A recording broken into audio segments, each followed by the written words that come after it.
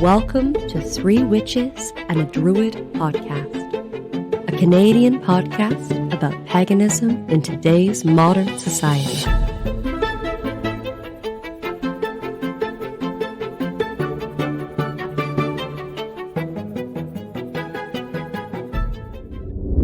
And now, Three Witches and the Druid podcast present Shenka. In the backwoods of a farming town, among the trailers and the shacks, another broken and unwanted child somehow slipped right through the cracks. Close your eyes and make them disappear. All the lonely and downtrodden, another child, another souvenir, sacrifice of the forgotten. Where do the lost children go? The abandoned sons and daughters. Ask the wind, I think she'll know.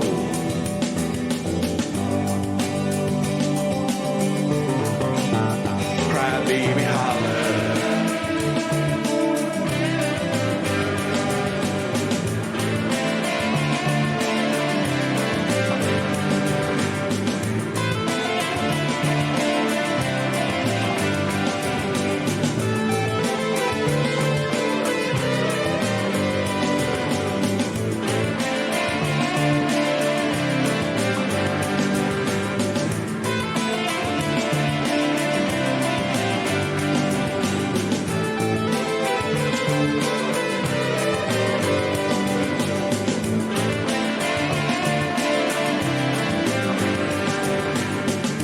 Where do the lost children go? The abandoned sons and daughters. Ask the wind, I think she'll know.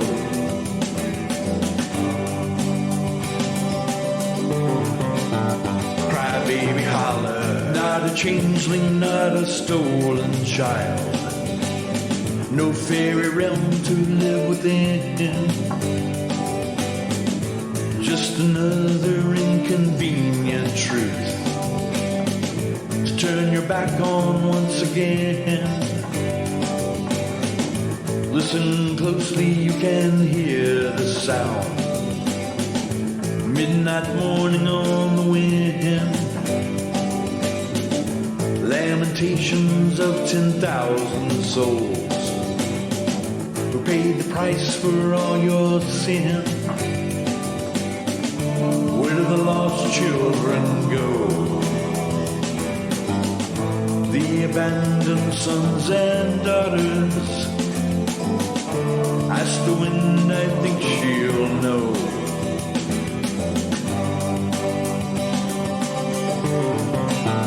Cry baby holler.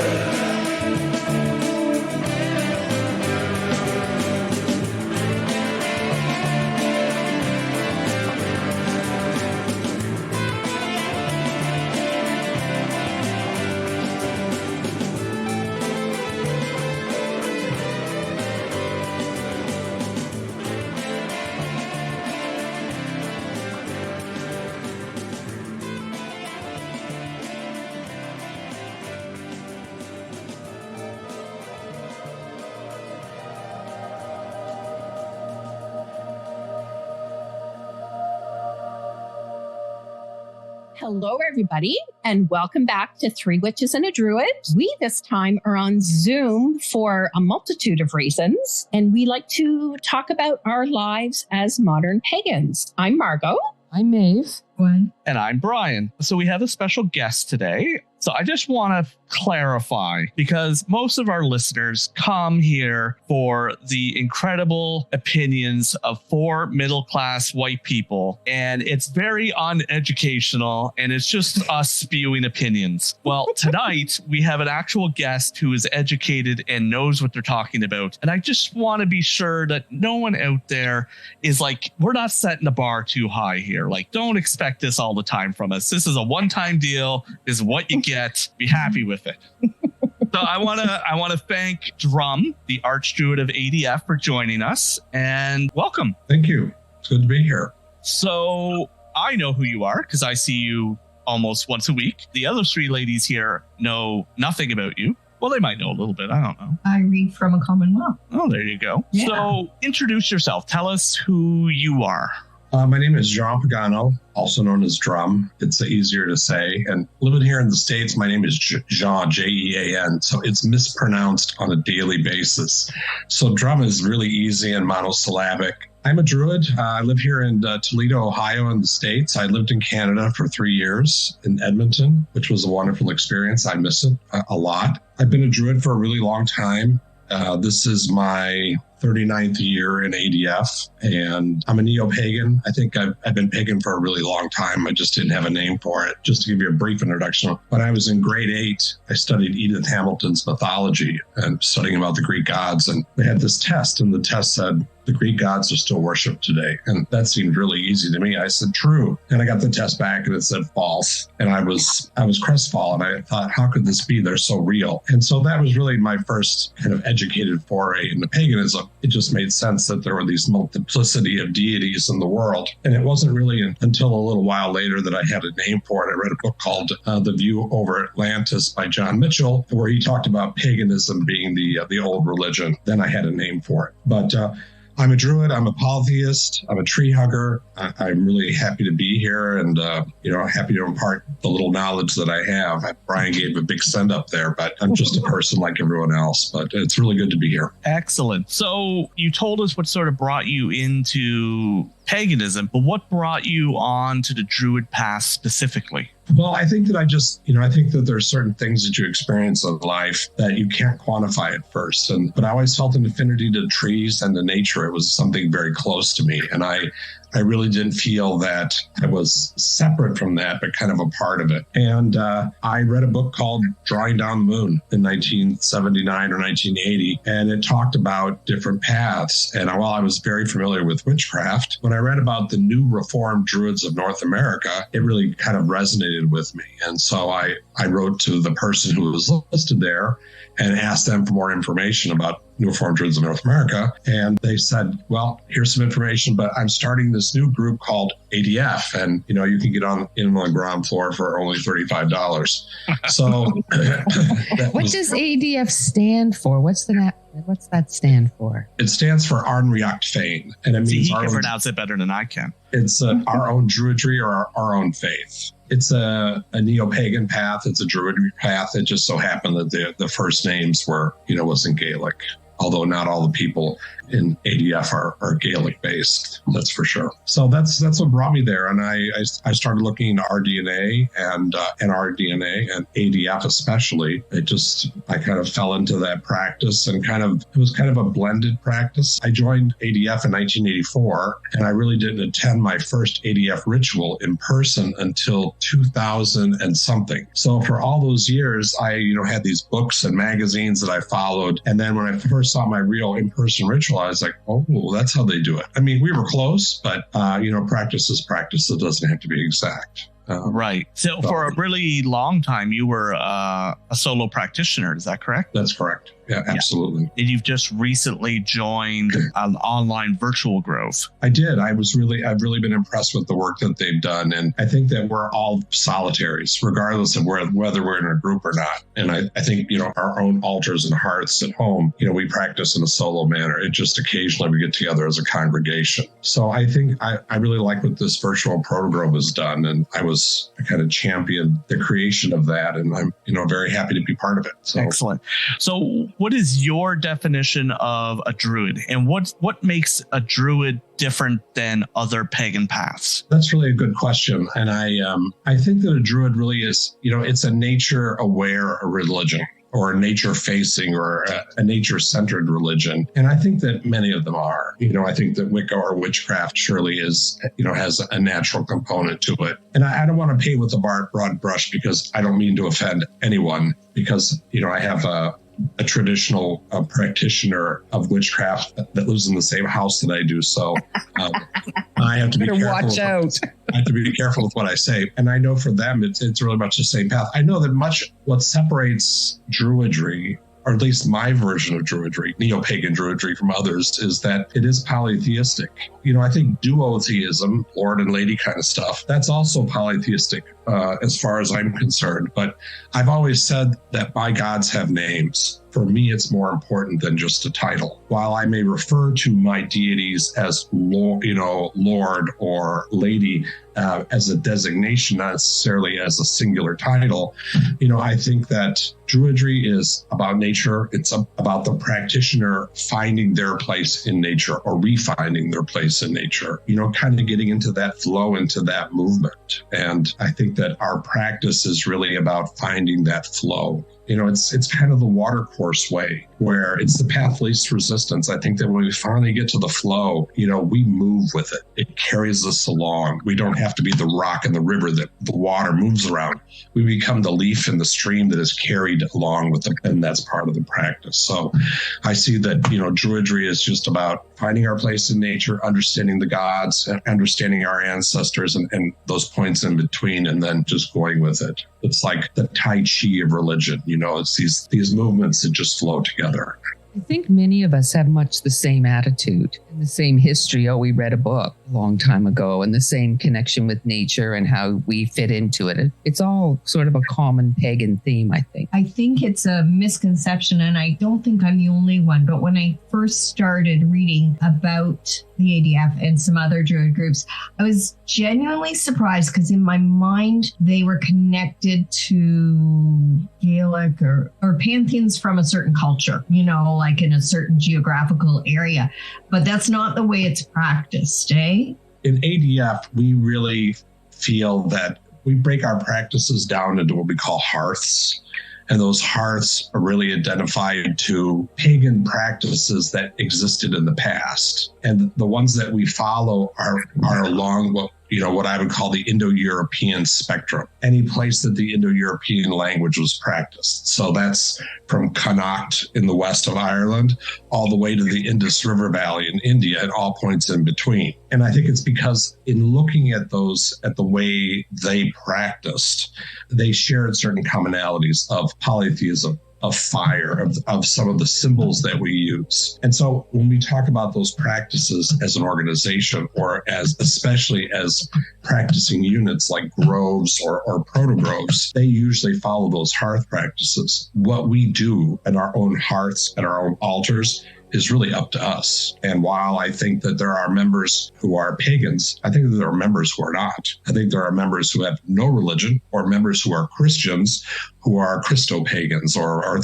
for that matter. And I think those are small numbers, but yes, our practices, follow that Indo-European spectrum. And that's where we find that commonality. But I think on an individual level, what we do outside of that is really, our own affairs. And I think that in the beginning, it very much, it looked really Gaelic in the early days. If you look at the writing, it was, here's a ritual in Gaelic. But I think that's changed. I mean, I know that some of the rituals that I've done span many spectrums. You're not going to find an ADF Druid publicly doing a Native American rite or a Kemetic rite or something of that nature, although they could do that at home. Long answer, short question, sorry. Yeah, perfect. Wonderful. You've been a member of ADF for, you said 38 years? It's 30, May 10th, 83. 39 years. Tell us about the early days of ADF. Well, that was it was really pretty interesting. There was this thing that came out, in the early days of paganism, at least in my experience with like the Reformed Druids of North America and ADF, there was the mimeograph was like this great device. And so what you got when you joined ADF, I got this thing called Druid's Progress #1, which was a book, was a mimeograph sheet that had a bunch of stuff about ADF. And you could see ADF being formed and kind of the thought processes coming of it. ADF is a child, I will say, of RDNA and NRDNA. That's the beginnings of Druidry in North America. At least in my opinion, 1963. And so what we see in the early ADF is a lot of components that were present in RDNA. The Earth Mother, an omen, the idea of deities and sacrifice, those are very common things. And so what we saw in the early days was, this formation happening slowly while a Druid's Progress, which was our link to the Mother Church, if we can call it that, came out very slowly, once or twice a year, if that. And so we were kind of like waiting with bated breath for the next one to come out. And so, I just started looking at what they said and then, kind of taking it from there. And so in the early days, there was a lot of wide open spaces.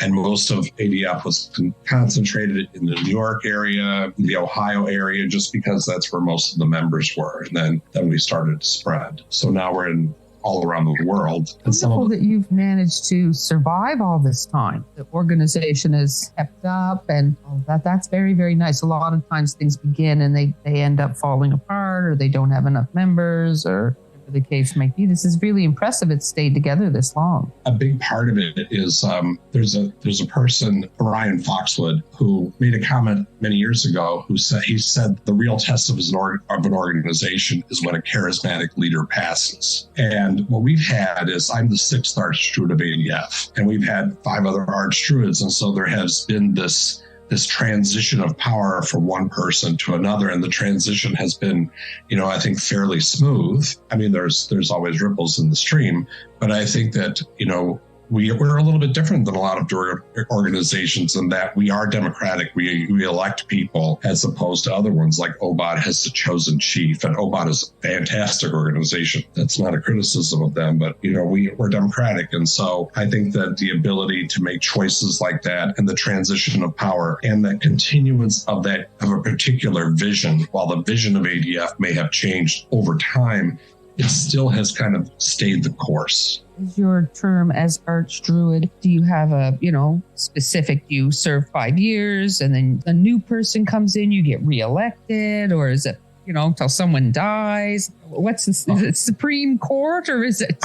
Right. Well, the Arch Druid was originally the second Arch Druid, or third, I guess, was elected for a 9-year term. And they served for about 5.5 years. 9 years is a long time. Yeah. So what they did is they broke that up into the Arch Druid may serve up to 3-year terms. I'm in the beginning of my 8th year. Is that right? 8th year. So we have elections and there's a vice Arch Druid in case I would step down if something would happen to me or whatever the case may be. And they're also elected. And we have a board of directors. The decisions are made by the board of directors, of which Brian is one of them. We're democratic. I'm not an autocrat. I don't say this must be this way. I try to rule by consensus. I think it's important. So you're on your 8th year of Arch Druid. What brought you to that position? What sort of propelled you to serve in that way? What brought me to it is I just wanted to get involved. I ran for the regional druid for my area. I ran twice unsuccessfully. And because I'm a Capricorn and a little bit on the stubborn side, I decided to run again. And so I served as regional druid for the upper Midwest region, which is 9 states in the U.S. And then after I did that for a while, I ran it for an office called the Chief of the Council of Regional Druids. As for that, I got on the Mother Grove. And I served on the Mother Grove for a few years and then ran for Vice Arch Druid and served for a number of years there and then became an Arch Druid after that. So you've been on the Mother Grove for quite a few years then? I've been on the Mother Grove, I think, since 2009. Wow. So a long time. Yeah. I had dark hair at one point.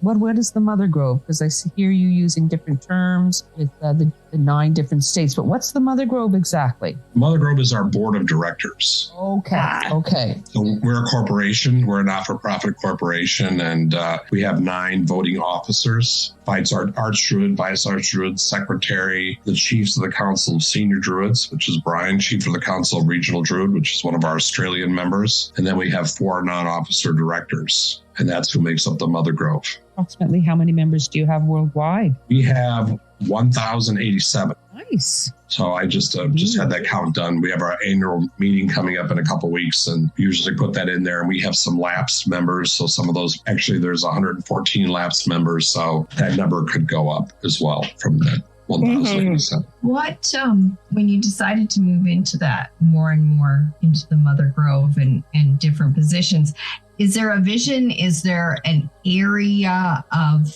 that you wanted to promote, or did you have something special in mind? Really a couple of things. I mean, for myself, I've built a practice over the years that I think brings a lot to just my own religious well-being. And so I wanted to share that practice. For me, it's a devotional practice with other people. I think it's one of our strengths. And I think that the way that we look at things with nature spirits and ancestors and shining ones, the gods and goddesses, really encapsulate a lot of the components that we see worldwide in different religions. One of the things that I really wanted to do, ADF has a phenomenal study program, series of study programs, and I've taken many of those study programs, and I wanted others to see those programs as well and experience them for themselves. I wanted ADF to be a place of civility where people could go and meet and share with a certain amount of, civil behavior. While I'm an American citizen, I'm also a French citizen. So one of the things that was really important to me was that ADF become and embrace its international character. While most of our members are in North America, in the States and in Canada, we have members around the world. And I think that's a strength of ours. That's something I wanted to promote. And really by having members like Brian and our treasurer is Canadian as well, and our chief of the council of regional druids is Australian, by having that mixture of people from around the world, I think it really enhances the vision of global druidry. I like to talk about what I call the family of druidry, which is, OBOD members and AODA members and RDNA members and ADF members. We're all druids. We may practice differently, but I think that fundamentally at our core, many of the things that we believe are the same. What are some of the changes you've witnessed in ADF over the years since becoming a member? I mean, there's been a lot of changes, honestly. Obviously, I'm not expecting a huge list, but what are some of the biggest changes? I think the establishment of what we call the core order of worship or the core order of ritual. We have a standardized ritual format that has evolved over time. We have a standard ritual format that no matter where you go in the world, if you see an ADF ritual, you're going to say, oh, that's an ADF ritual. I was in Brazil a few years ago, and I don't speak Portuguese, but I was able, while going through the ritual, it was very obvious to me what was going on because the ritual components and the order of those ritual components, for the most part, are pretty much the same. I think that having, a core belief system, while we really are orthopraxic, I think our focus on the ancestors, the nature spirits, and the shining one really make a lot of sense. It's what I see as part of how my religious world fits together. While there's no right or wrong way to put those components together, those pieces make sense to me and they interlock very nicely. I think establishing that kind of format, I think that we've become, as an organization, we've grown up in a lot of ways. I think we've become very transparent as far as organizations go. I think that we do a lot of things out in the open rituals. Our rituals in ADF have always been open to the public, where in a lot of religious traditions, they're closed. It's like only our members can attend. But here, there's a very open format. That's very easy in Australia, in Canada, in America. In other countries, it's a little less simple to have open rituals like that, just because the social structures and sometimes the political structures don't lend themselves to it. So I think transparency, easy access to information, and that's something that's really happened recently. Zoom, looking at this, what we're using here, has been a big boon, I think, to anybody, because I can attend a ritual in Australia, and I can attend a ritual in the US, and I can attend a ritual in Europe, all on the same day. And I can sit here at my kitchen table and do that. So I think that accessibility has really been really important as well. We don't really push the message out there. We just have the message hanging around. But I think that we try to lead by example and say, here's what our rituals look like. Here they're on YouTube, here they're on Zoom, and we want others to see and get some ideas for themselves. I did a festival one time. There was a person there who they're now an ADF priest, but at the time they weren't an ADF member, but they had studied ADF and their ritual style was ADF ritual style. And I was like, wow, that kind of blew my mind, because here's somebody independently who just found this and kind of worked it to their own, in their own way. And I thought that was kind of neat. So accessibility, some common things that we share amongst ourselves, like the corridor ritual, just being there for people wherever they may be. When you say you have open rituals where anybody can come, do you have open online rituals? Yes. During COVID, everything was virtual. And so a number of our groves still have what we call hybrid rituals where people actually attend, but there's also the virtual component. One of the things that we're working on as an organization is putting more of our rituals out there for a broader community. While the virtual fire protogrove that we talked about earlier, our virtual protogrove, is open to anyone. Anyone can attend. I mean, most of the people that attend are ADF members, but they're open to anyone.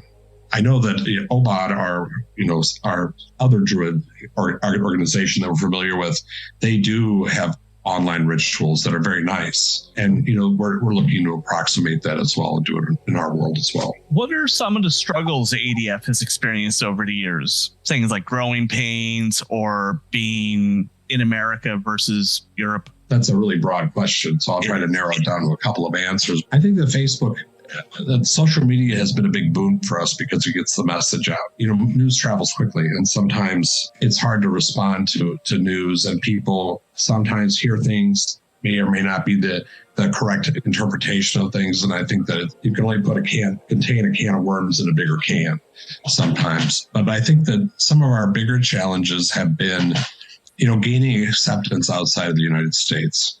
I think that was a really big one because a lot of people would say, well, what's in it for me? Why would I want to do this? If I'm English, why would I want to do American Druidry? And I think our comment to that is, it's really not American Druidry. It's international Druidry that just happens to be based in the States. We have some content creators, some liturgists in France, especially. I can think of one person especially who creates a phenomenal amount of liturgy in English and French and Breton, of all things. Beautifully creative. Their ability to translate and create content is really pretty amazing. And so what really helps in any organization, whether it's ADF or anything, is if you have material that's in native languages, it really, really helps. So we have some content in German, some content in French, some content in Breton. The Breton component is very, it's very niche. There's 200,000 native Breton speakers. So it's not a large crowd, but nonetheless, it's available. And we do have Breton members. But having things available in native languages is something that I'd like to see more of.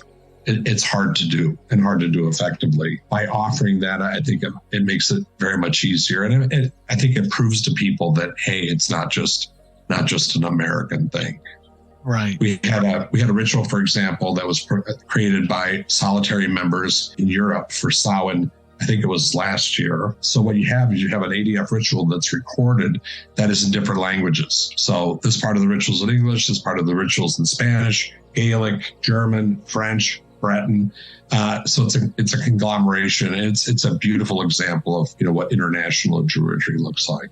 I think other things some of the challenges that we've had is member numbers go up and down. I think that's we've seen with the pandemic that there are variations in numbers of religious organizations, and it can be seen in a number of ways. It can be seen as a negative, or you're losing members, or there's many challenges that we face. It's just a question of facing them with grace, I believe.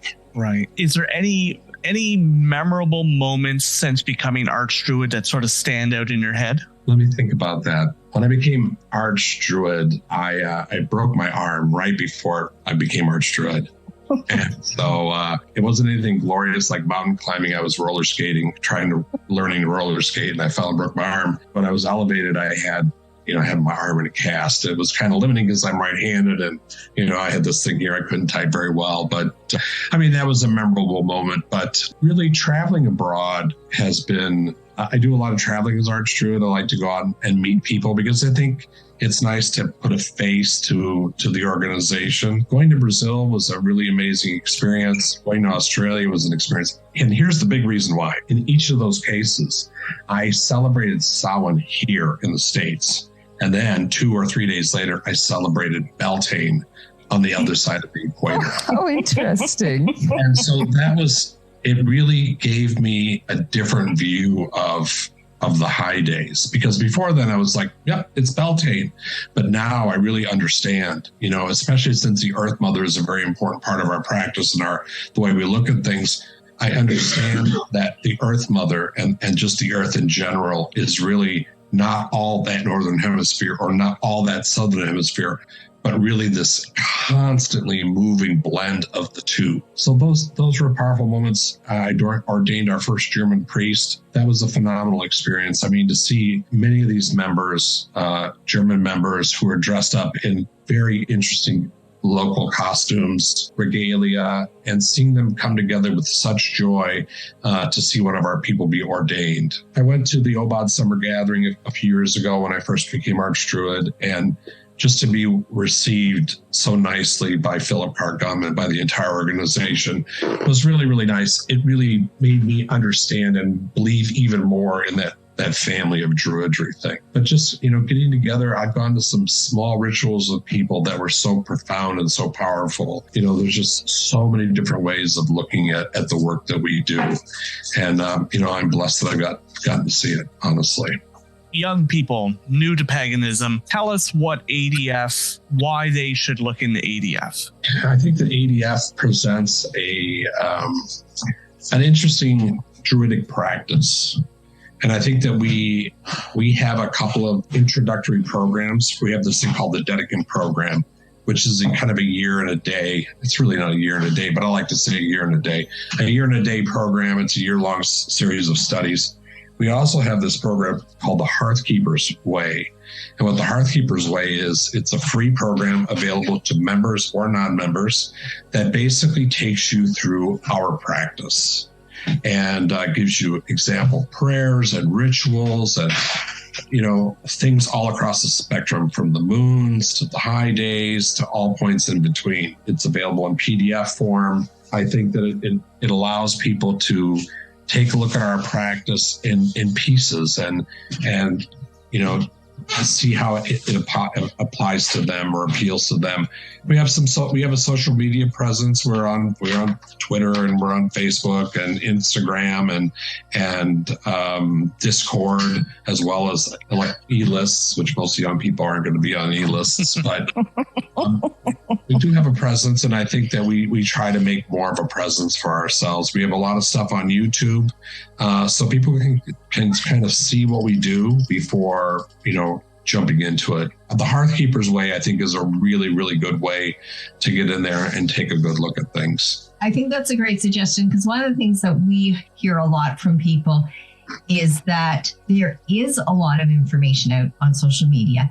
And if you're new, it's hard to sift through what's valuable and what isn't. And offering that free program to members and non-members, I really think that's fabulous, because to have a group like ADF have that quality of material available for people, that's wonderful.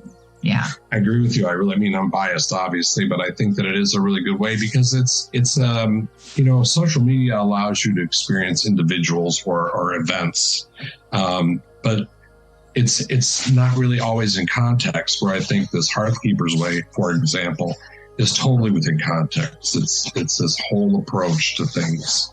And it's a good way to get to know us. So you're on your 8th year. You've got a year to go.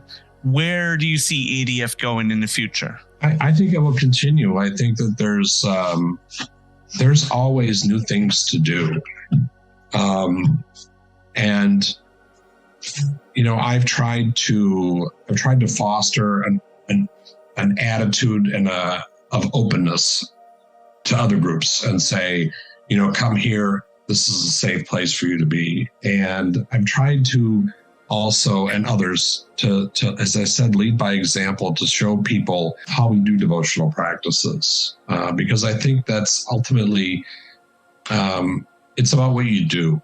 And we all have different ways of doing those things. So I do a daily devotional practice, but that's just what I do. And others don't do daily devotional practice. They may do it twice a year. But I think it's the idea is, we really think that it's important to build relationships with the spirits in our lives, the nature spirits, the shining ones, the ancestors. And the more that you build a relationship with them, the more you get to know them, the more they get to know you. And I think the more it falls into place and it seems cogent. Because, if you're doing a practice all the time and nothing comes of it, there's not a feedback loop. There's not something that you get back from it. It's easy to get discouraged. And, but with any religious practices, there's the element of faith. I don't think anybody does this, but I think those who, come into an organization or a path and expect the skies to open up and magic to happen constantly, it doesn't happen that way. At least that's not my experience in the physical world. Does magic happen? Absolutely. Is it subtle? Yeah, I think so. So I think it's about putting things out there, letting people see what we do, and then seeing what they do. That's what I love about this virtual fire proto-group is there's a ritual every week. You can't help but learn something because people really take, the things that we do and change them in little ways. And those little ways, it's like this aha moment every now and then. It's not like I've said, I've seen it all, I don't have to watch anymore. That's not the case. I learned something from them, and hopefully they, somebody learns something from me as well. Yes, we have a name for those moments. We've come to call them, sometimes refer to them as piffs. They're not quite an epiphany, but you get these piffs every now and then that just motivate you and keep you going. I like that. I like that a lot. It's the little things, and it's, there are times that I go for a run every day and I run through the forest, and there are times where, I see the same tree every day, but there are other times where I see something a little bit different, and it's those differences that make a big difference. So thank you very, very much, Drum, for talking with us. I found it very, I didn't realize about how all over the world you were and how many different cultures. And it didn't matter if you were British Isles, because here in Nova Scotia, Nova Scotia is means New Scotland, in Latin or whatnot. So we tend to think that traditionally that Druidism comes from British Isles, but the fact that you're all over, I think that's really, really wonderful. I didn't know that. And so I'd like to thank you very much for being with us, and hopefully we'll talk with you or see you again. And I'd like to thank everybody for tuning in. And if you have any questions or comments for us, you can certainly contact us on our Facebook page. We're always looking for new ideas, or, constructive, polite criticism and all of that, and suggestions, which is nice. And Drum, certainly feel free to contact us anytime. And I believe, Brian, are you going to be putting the contact information for ADF? Oh, yes. Yeah, it'll all be in the show notes. Because I think the idea that we can go to open rituals with you, that's very, very interesting.